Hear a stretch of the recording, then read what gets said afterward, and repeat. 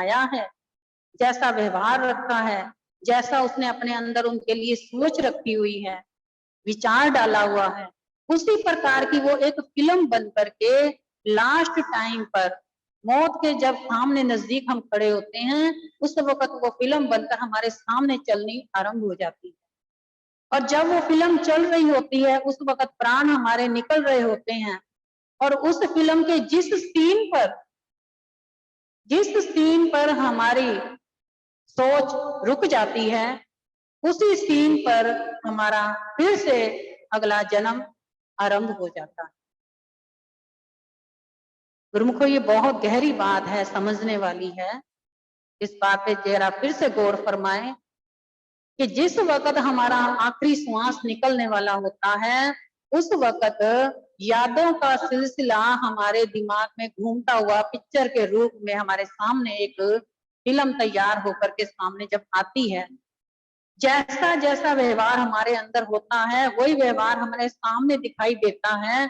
फिर उस व्यवहार के ऊपर अगर हमारा ध्यान टिक गया, उसी वक्त हमारे प्राण आखिरी निकल गए, तो वो हमारा जो अगला जन्म है, उसी व्यवहार की अकॉर्डिंग हमारा अगला जन्म फिर से होता है।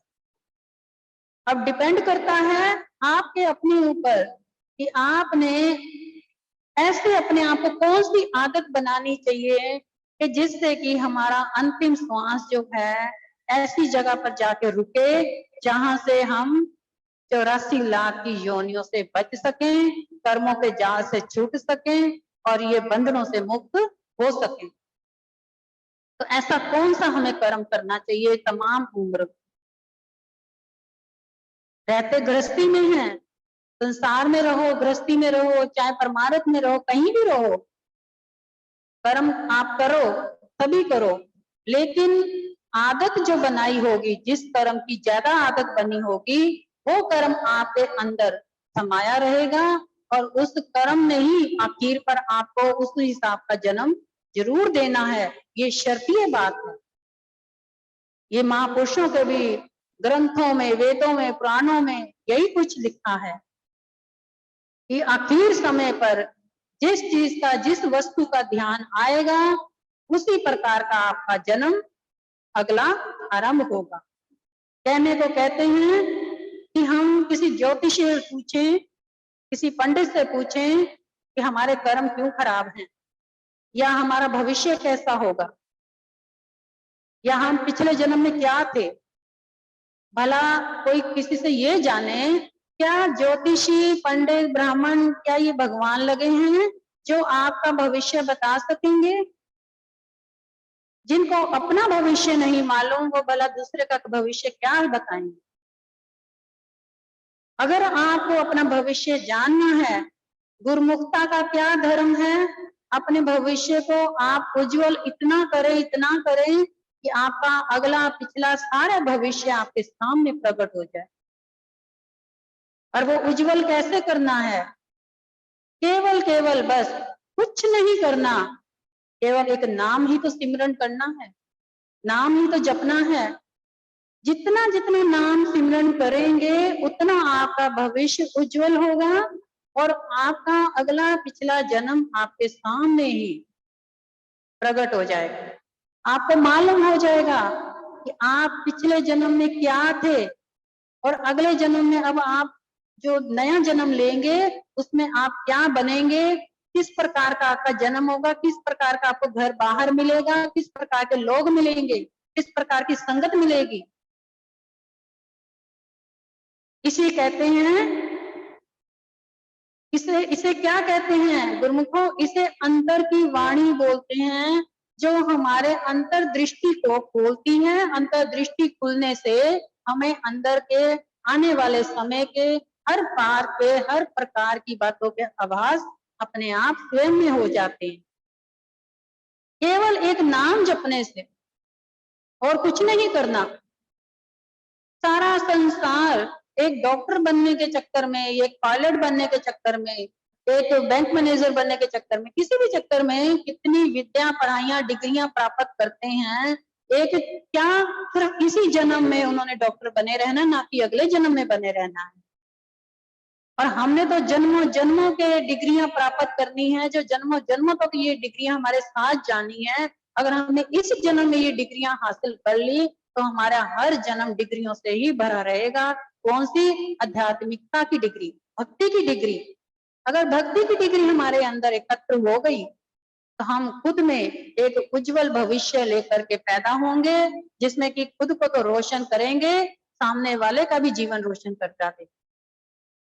क्योंकि परमात्मा भी यही चाहता है कि खुद को कर बुलंद इतना कि खुदा भी पूछे बता तेरी रजा क्या है।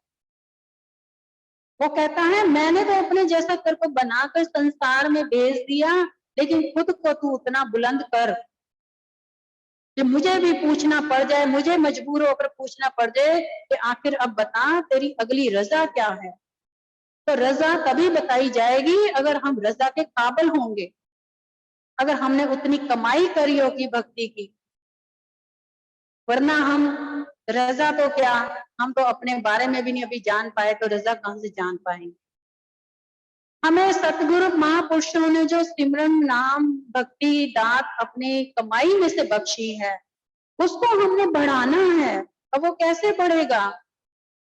वो रात दिन आप एक ही सिमरन में अगर अपनी सुर्ख को जोड़े रखें, भले ही आप संसार में हंसे नाचे गाएं खाएं पिए मस्त मौजे मारे कुछ भी करें, वो आप इस प्रकार से रखें, संसारी जितने भी रंग तमाशे हैं उनको ऐसे रखें जैसे अपने तन पर मट्टी चढ़ जाती है और रोज के रोज मट्टी को हम झाड़ देते हैं। जैसे कि हमने तन पर कोई कपड़ा पहना, हमारा कपड़े के ऊपर मट्टी आ गई, तो हमने क्या किया, उस कपड़े को धो डाला, उसकी मट्टी उतार दी। ऐसे ही संसार के जितने भी हमारे ऊपर रंग तमाशों का असर कोई चढ़ जाता है, उसको साथ के साथ रोज सिमरन द्वारा उतारते रहें और सिमरन को अंदर चढ़ाते रहें, जिससे कि अंदर का भविष्य उज्जवल हो और आपका जीवन सफल हो और आपका जो लक्ष्य है वो आपको प्राप्त हो सके, जिससे कि आप परमात्मा के घर में अपना उज्जवल माथा लेकर जा। अगर किसी की कोई बात बिगड़ी है, अगर उसको समझ में नहीं आ रहा, अगर उसको पहले भक्ति करता था अब नहीं हो पा रही, तो उसको वो कारण ढूंढना है कि किस कारण किस वजह से उसकी भक्ति उखड़ रही है, किस वजह से उसके विघ्न पड़ रहे हैं। वो विघ्न यानी कि जहां से बात शुरू हुई थी वहीं पर वो बात जो है समाप्त भी होती है। क्योंकि जब पेड़ उखड़ता है ना, तो ये नहीं देखा जाता कि कौन सी धरती से उखड़ा है, ये देखा जाता है कि उसकी जड़ें जो हैं कहां से निकल रही हैं, इसकी जड़ें कहां पर समाप्त हुई थी। वो जड़ को देखो, जड़ पर पहुंचो। ऐसे तो धरती विशाल है, कहां कहां की खोज करेंगे। इसी प्रकार से ये जीवन बहुत बड़ा विशाल है, रंग तमाशे दुनिया के विशाल हैं, इसको मत खोजो। खोजना है तो उस जड़ को खोजो जिस जड़ से आप उखड़ गए हैं, उस जड़ में वापस अपने आप को दबाने की कोशिश करो और जड़ के अंदर अपने आप को जब तक से सिमरन से नहीं उतारोगे तब तक आप नए से वृक्ष बन करके प्रकट नहीं होंगे, तब तक आपके ऊपर फल भी नहीं लगेंगे। फल भी तभी लगते हैं जब हम पक्के जड़ से जुड़ जाते हैं और हरे भरे वृक्ष की तरह खड़े तन कर खड़े होते हैं, तब हमारे ऊपर भक्ति रूपी फल लगने आरंभ हो जाते हैं। तो अपने जीवन का लक्ष्य यही है गुरुमुखो। एक छोटा सा उदाहरण देते हैं कि कहीं हमारे साथ भी किसी गुरुमुख के साथ कहीं ऐसा तो नहीं हो रहा। जैसे कि आपको बताते हैं कि एक बार की बात है कि किसी गांव में एक कुआं था। अब सब गांव के परेशान हो गए, लोग कहने लगे कि कुएं में बहुत बदबू आ रही है, तो इसका जल जो है पानी हम इस्तेमाल नहीं कर सकते, तो चलो गांव में जो संत हैं एक, उनसे हम जाकर मशवरा लेते हैं कि इसका जल हम कैसे इस्तेमाल करें। तो वो संत के पास पहुंचे तो जाकर के कहने लगे कि यहाँ पर हमारा जो कुआं है, इसका जल हम इस्तेमाल नहीं कर सकते, बहुत बदबूदार है, इसमें बहुत गंदगी हो चुकी है। तो क्योंकि इसके अंदर 3 कुत्ते मरे हुए हैं, अब वो गिर गए हैं, अब हम इसका जल कैसे इस्तेमाल करें? तो उन संत ने क्या कहा कि ऐसा करो, अगर उसमें बदबू आ रही है तो उसमें जाकर के कोई खुशबूदार चीज डाल दो, जिससे कि उसकी बदबू समाप्त हो।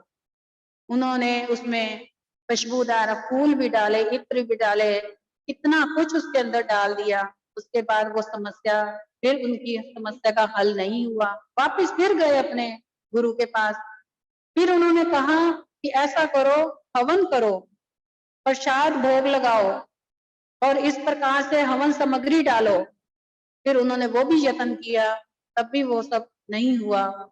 यानी कि इसी प्रकार से 2-3 बार यत्न करने पर भी कुएं में से बदबू नहीं गई।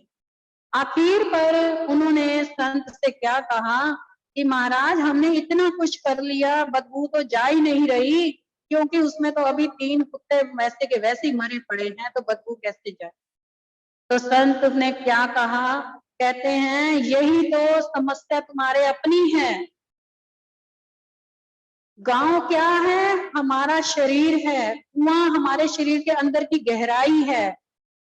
और 3 कुत्ते कौन से हैं? विषय, विकार, वासना, ये हमारे अंदर जो पनप रहे हैं। तो जब तक से इनको हम बाहर नहीं निकालेंगे, तो भला आप ऊपरी जितने मर्जी हवन सामग्री कर लें, जितने मर्जी यत्न कर लें, जितने मर्जी आप अपनी तरफ से भक्ति कर ले, लेकिन जब तक से अंदर से विकारों को नहीं निकालेंगे, भक्ति का अंदर रस अमृत नहीं घुलेगा और तब तक उसका असर भी नहीं होगा। इसीलिए कहा जाता है कि रोज का रोज थोड़ा थोड़ा भी सिमरन करते हैं तो अंदर से विषय विकारों को निकलना शुरुआत हो ही जाती है एक ना एक दिन। लेकिन अपने अंदर विचारों को भी आप बदलें, अपने विचारों को ये नहीं कि सिमरन करें, भक्ति करें, लेकिन विचारों को वहीं का वहीं रहने दें। अपने विचारों अंदर जितने भी गंदे विचार हैं, उल्टे सीधे विचार आते हैं, उनको निकाल करके बाहर फेंकें। फिर उसके बाद स्वच्छ मन से, पवित्र मन से प्रभु का ध्यान करें, सिमरन करें। आपकी भक्ति भी बनेगी और आपको अंदर ही अंदर उज्जवल करेगी और आपसे जो भी जीवन है आपका जितना भी बचा है वो उज्जवल होगा, तो आपका लेखे लगेगा और परमात्मा की दृष्टि में आप शोभा पाते हुए अपने जीवन को सफल बनाएंगे। इसी में आपका कल्याण है। गुरु बोलो जयकारा, बोल मेरे श्री गुरु महाराज।